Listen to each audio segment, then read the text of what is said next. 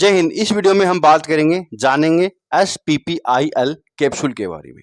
SPPIL capsule काफ़ी अच्छा top company का आता है, काफ़ी बिकता है।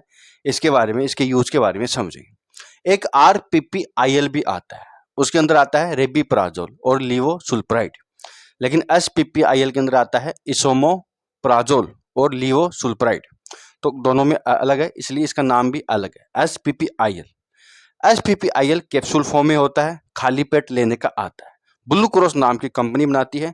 मेफ्टाल स्पास या मेफ्टाल फोर्ट जो बनाती है ना, वो कंपनी इसको बनाती है। ब्लू क्रॉस अच्छी है, सस्ते प्रोडक्ट बनाती है, रिजल्ट अच्छे शानदार होते हैं।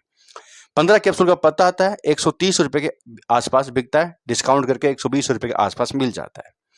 ये हाई प्रिस्क्राइब दवा होती है, कभी भी सेल्फी नहीं की जाती। आप तभी देखिएगा जब आपको नॉलेज चाहिए या फिर आपके डॉक्टर ने दिया हो, आपको पता हो, पता करना है कैसे लेना है, क्यों दिया।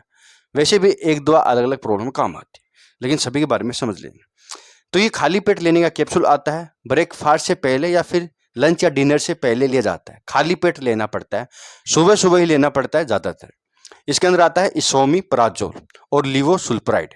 दोस्तों, इसोमिप्राजोल जो होता है एक एंटासिड होता है, पेट के अंदर जो एसिड बनता है ना, उसको कम करता है। एसिड वैसे पेट के अंदर यानी स्टोमक के अंदर बनता है, जिसको कहते हैं HCl हाइड्रोक्लोराइक एसिड। वो जब ज़्यादा बन जाता है तो व्यक्ति को एसिड रिफ्लेक्स होता है, GERD प्रॉब्लम होती है, हार्ट बर्न या इनडाइजेशन की प्रॉब्लम होती है। तो उसके लेवल को कम करता है इसोमिप्राजोल, जो खाने के बाद भी बढ़ सकता है और पहले भी बढ़ सकता है। इसलिए इसको खाली पेट देने से जो खाने के बाद जो दिक्कत होती है वो नहीं होती, तो खाली पेट लिया जाता है। इनके अलावा ये आंतों के अंदर, जैसे कि पेप्टिक अल्सर है, पेप्टिक अल्सर यानी आंतों में घाव जाते हैं, छाले हो जाते हैं उनके, या फिर पेट में हो सकते हैं, स्टोमक के अंदर। आंत अलग होती है, स्टोमक अलग होता है, ठीक है। तो उसके अंदर भी होते हैं, जब वहाँ पर एसिड रहता है तो बहुत जलन होती है, दर्द होता है, तो वहाँ पर भी उसका इलाज कर सकता है। इनके अलावा और भी कई तरह की गैस्ट्रिक प्रॉब्लम में दिया जा सकता है। कोई दवाइयाँ चल रही है जिसके कारण गैस ना हो जाए, तो भी ये डॉक्टर प्रिस्क्राइब कर सकते हैं साथ में। लीवोसुल्प्राइड जो होता है ये एक एंटीसाइकोटिक दवा होती है, ब्रेन के द्वारा काम करती है। कई बार होता है क्या कि कई बार खाने के बाद खाना ना एसोफेगस तक, जो फूड पाइप होती है, वहां तक आता है।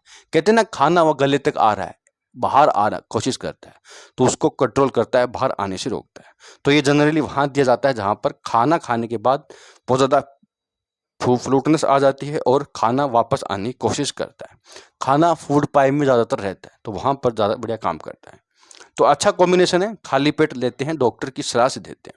इनके अलावा और भी कई जगह काम आ सकता है वैसे तो, लेकिन ज़्यादातर यही काम आता है। डोज की बात करें तो एक ही हो सकती है, 2 बार भी हो सकती है, लेकिन ज़्यादातर दिन में एक होती है। तो ये जो दवा होती है ये ज़्यादा लंबी तो नहीं चलती, लेकिन थोड़े वीक या लगातार कुछ महीने तक चल सकती है, बाद में बंद हो जाती है। इसका यूज करने के बाद कुछ साइड इफेक्ट भी हो सकते हैं, जैसे कि व्यक्ति को कब्ज हो सकता है, पेट में दर्द हो सकता है, भूख में कमी आ सकती है, या जी घबराने की प्रॉब्लम हो सकती है।